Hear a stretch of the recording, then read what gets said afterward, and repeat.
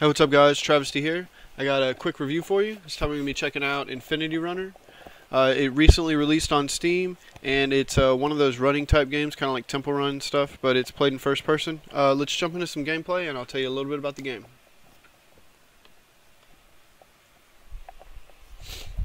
Alright, now like I said before, Infinity Runner is a running game and it's fairly similar to Temple Run, games of that sort, but it's played in first person.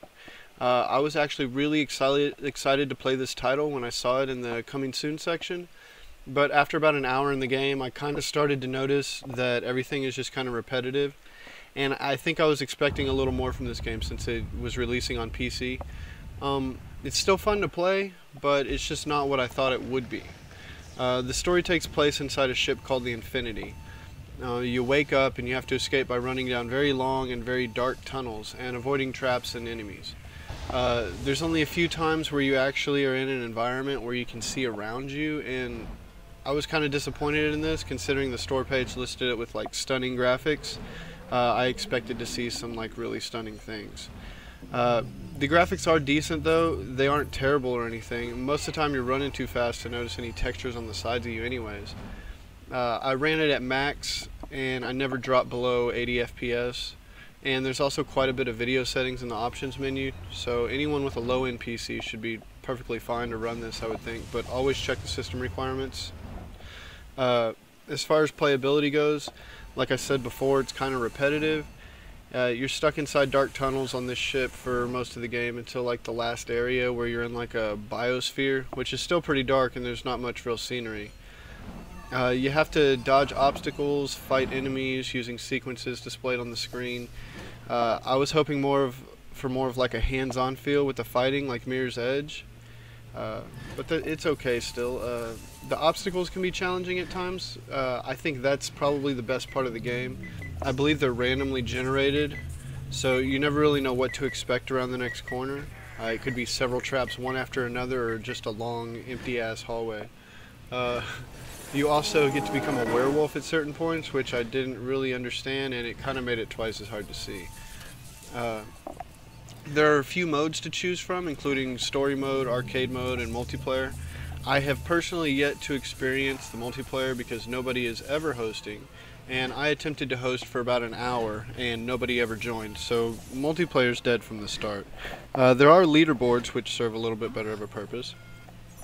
Arcade mode allows you to play any level for like time, score, distance, files collected, stuff like that, and the whole level is completely randomly generated.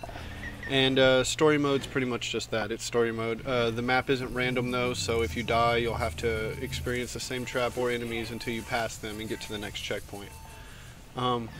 The game is also supposed to be Oculus supported, but since I don't own one, I don't really know much about this part. I did, however, decide to read up on it a little bit, see what people are saying, and apparently there's a huge fear of motion sickness in this game, since there's scenes where you lose control of the player, like the fighting scenes, and the game kind of takes over.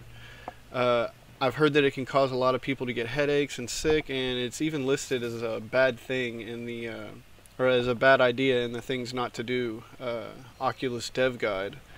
I thought it may seem like a good idea to play a game like this in VR at first, but most people are saying no, so it's probably not a great idea. As far as the controls go, they're very simple. Your character runs by itself, so there's no need to move yourself forward. You'll only ever have to strafe left or right, jump or slide to dodge the obstacles. Fighting the enemies, like I said, is a button sequence which is displayed on screen, and it's always a combination of the same keys, just in a different order. I haven't had any crashes or bugs with the game, that's a plus. And I have played every level in every mode, well, except multiplayer of course. Now whether I recommend this game or not, I'm still kind of on the fence about it. It's fun to play for about 20 minutes for me, but I personally get bored with it pretty quickly. The price tag runs at $10 right now on Steam, and I'm not sure it's really worth that considering multiplayer is dead and the levels are really dark and like mostly tunnels. I know it's a spaceship and all, but I would have hoped for at least like some better lighting. So all in all, I'm going to rate it at like a 6 out of 10. Hopefully the next game to come out like this will be like on a planet or something, somewhere with actual scenery and lighting.